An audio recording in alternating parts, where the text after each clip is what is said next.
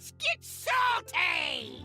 Hey everyone, Zeddy here again today with a brand new video, and we're a little bit later today because hey, we got a new balance teaser from Blizzard going over the next balance patch that should go live tomorrow. We'll have the full patch notes then, but for now, we know the 5 cards that will be getting buffed, including 3 Leyline Mage cards. I thought it would get double tapped. It's getting triple tapped. It's that bad. And we have 3 separate nerfs with 2 really odd targets that I didn't even mention as an option in my nerf prediction video because I just did not see it coming in. Nope, no Eternal Hold, no Tolvir nerf. Slitherdrake, the elusive minion, is free.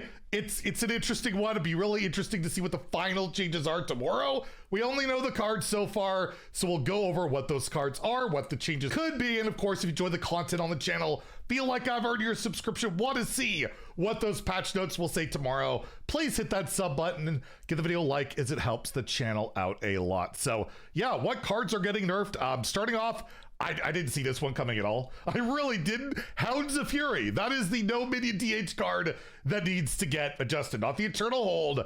Hounds of Fury, which, I mean, it's a good card. It's not amazing, but it's good. And how do you nerf this? Well, you can make it 5 mana. That's an option. Or you hit the stats, right? I don't think you're summoning just 1 demon. That would be atrocious. So, yeah, you're probably looking at the stats on this or the mana cost. So you could be like 3 2s, 2 3s. I guess it could be like the lowest health minion. Make it so it can't go face, but that's not very demon hunter-y.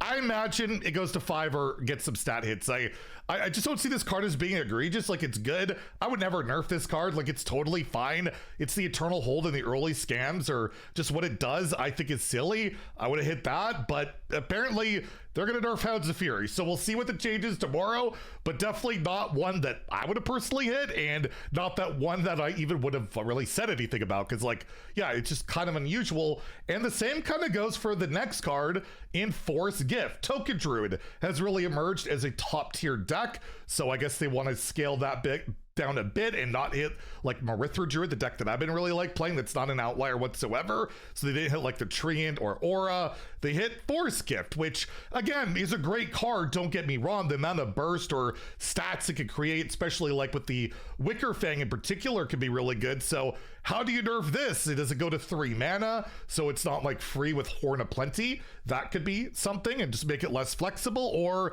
it gives +1 attack for each minion you control, or +1 health you control. Those are like literally the only options, right? 3 mana, or you take one of the stat things away. I don't know what else you could really do.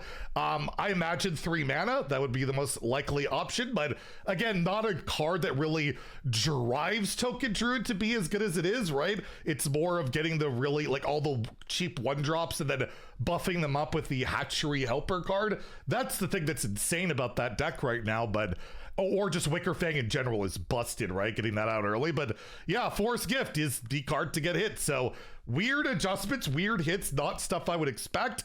But yeah, the warrior target, yeah, a lot of us saw this coming. Dark Rider, this was buffed. This was originally a 1/1, and then they buffed it to a 2/1. I don't know what else you're doing besides making it a 1/1. You can't really, I guess you could make it 2 mana. That could be a thing. So like going first, you don't have Dark Rider on 1. Maybe make it like a 2 mana 2/2. I could see that, or a 2/3 or a 3/2. I could live with that, or it just goes back to its original state as a 1 mana 1/1. So either, again, mana increase, original state. I think I'd rather it stay as a 1-drop. Like, it is, I don't know, it's more the Dark Gift that's insane on 1. I don't know, maybe you make it 2. I don't know which way I feel about it. We'll find out tomorrow, but yeah, that's it. If you were looking for big sweeping nerfs, not happening, and the targets that I personally would have liked to see hit, the Eternal Hold and Tolvir, nowhere to be found. Nowhere to be found. I still think at some point, Tolvir 100% is getting nerfed at some point. There's no way that card survives. We'll see about the Eternal Hold. You never know. But the more exciting part about this patch, what about the buffs? And they are only buffing cards, no expansion cards. Nothing for like Herald DK or anything like that, which kind of bums me out. It's either classic cards or event cards. So Migrating Outlook, I thought this card was totally fine. Like, the Companion Hunter isn't like top tier. It's hovering like 50% Diamond through Legend, sub 50% at High Legend, but people are playing it, having it fun. And if the deck would be top tier, it'd be really, people would be complaining a lot because, right, infinite turtle spam. So this is a premium statted minion, tribal minion with taunt and battle cry. The only thing you could do to this card is make it 2 mana, right? Well, like you can't buff the stats. It'll, like, I guess replace beasts that cost like 2 more. That would be a real problem though. So I guess 2 mana. What else are you doing with this? Again, this card's totally fine. Like, I don't know why we're buffing this for Companion Hunter, but apparently we're buffing this. Like, I feel like if you wanted to buff other stuff for Companion Hunter, it'd make more sense than Migrating Alec, but apparently that's what we're doing. For Mage, there's 3 hits, so be very curious to see what these changes are.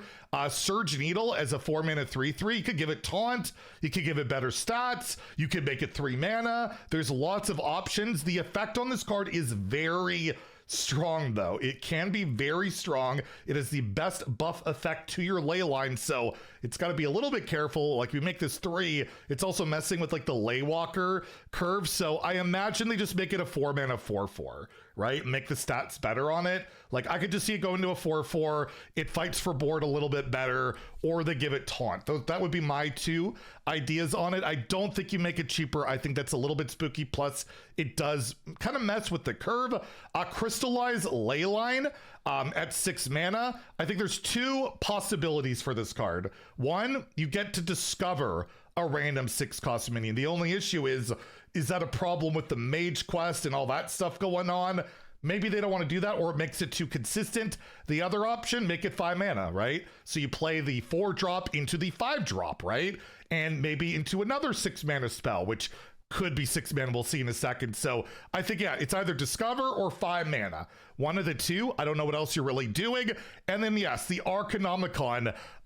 Again, there's, I think, 2 options on this one as well.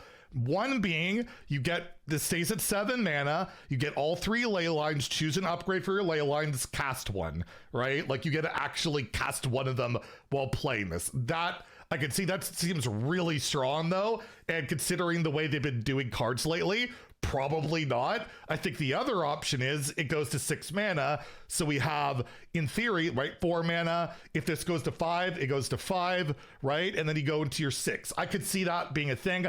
Or they go full Ludus Pocket Galaxy. It's a 7 mana Mage legendary spell that's very blue, and we make it 5, and then put it back to 7 later, right? I don't think it's quite like that, but I think it either goes, you get to cast 1 as well, or 6 mana. I'd probably just go 6 mana. I think casting 1 seems kind of nuts, right? Like, you've already got the other effects, and then you play this and also summon like 2 or 3 big minions with that. That's probably a bit too nutty. So 6 is probably more likely. Or actually, I was going to say they improve the effects of the Leylines, but if they're already buffing Crystallized Leyline, this card is getting buffed in itself too. So I guess the Nexus and the damage one are not being hit either. And I guess they could also increase these effects, right? They can make the effects change, like they cost 3 less this game, or they could tweak those numbers too. So this card actually has a lot of different moving parts the more I think about it. We'll see what they do, but I think most realistically, it goes to 6, right? I think that's probably the most realistic option. And another surprise here, Dragon Soul Shattered is already getting buffed. This card's not very good. You're adding effectively 5 cards to your deck. They need to be joined in your hand to play. People are enjoying playing it, but it's definitely not competitive.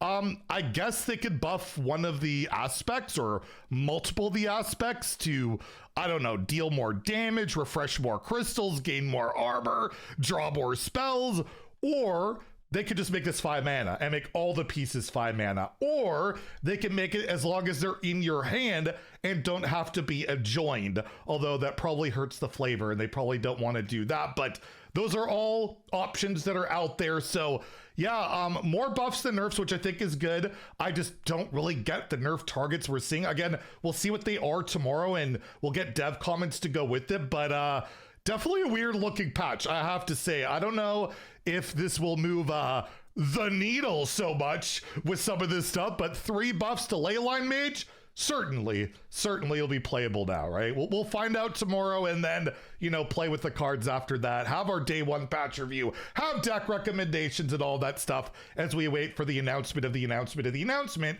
which comes on the 28th. So lots of stuff to talk about. Let me know how you feel about this in the comments down below, and tune in tomorrow where we'll go over the patch notes and all the final changes. If you enjoyed the video, please like and subscribe. Have a great day and stay salty, my friends.